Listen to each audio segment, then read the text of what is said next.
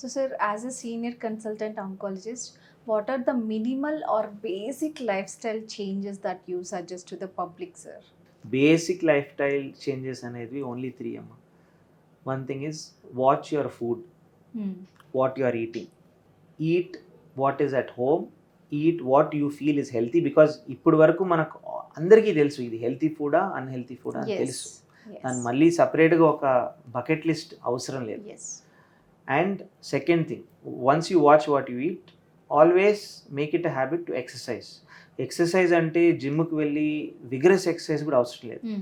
20-minute walk in the evening over the top of your terrace in the house is also enough. లేదంటే if old people, నార్మల్గా retired people walking చేస్తూ ఉంటారు. We might feel they are doing it for time pass, but that's a very healthy habit. Even children should start doing. పార్క్కి వెళ్ళడం కానీ, even రోడ్లో they can just keep walking.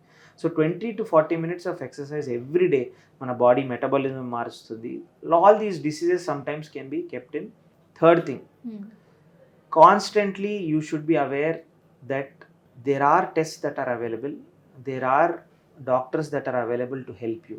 So ఏ సిమ్టమ్ని కానీ ignore చేయకుండా ఉండేది కూడా ఒక lifestyle. Some people are very ignorant about symptoms, so that is a bad lifestyle. Some people are over cautious, అంటే చిన్న ప్రాబ్లం వచ్చినా కానీ they run away. That is also not correct. You have to have a middle ground. ఏదైనా symptom మీకు అబ్నార్మల్గా అనిపిస్తోంది, 3 weeks కంటే ఎక్కువ ఉందంటే, take that effort, take holiday from your work, go to a doctor, get it evaluated. ఇది మీరు ట్రెడిషనల్గా లైఫ్ స్టైల్ చేంజెస్ అనకపోవచ్చు, కానీ that is a mindset అనొచ్చు. So these 3 things, watch your food, exercise and have a mindset to not ignore any symptom that you face. ఈ 3 follow అయితే, and these are not very difficult things to follow, most of us will be in a better situation.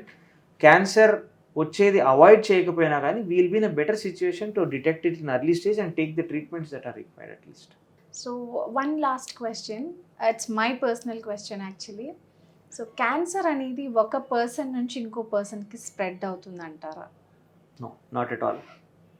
Okay. So ఇప్పుడు వరకు ఉండే క్యాన్సర్స్లో అయితే touch చేయడం వల్ల కానీ, లేకపోతే క్లోజ్ ప్రాక్సిమిటీలో ఉండడం కానీ, వైఫ్ అండ్ హస్బెండ్ మధ్య, చిల్డ్రన్ మధ్య, అటువంటి స్ప్రెడ్ అయ్యే కెపాసిటీ అయితే క్యాన్సర్కి లేదు.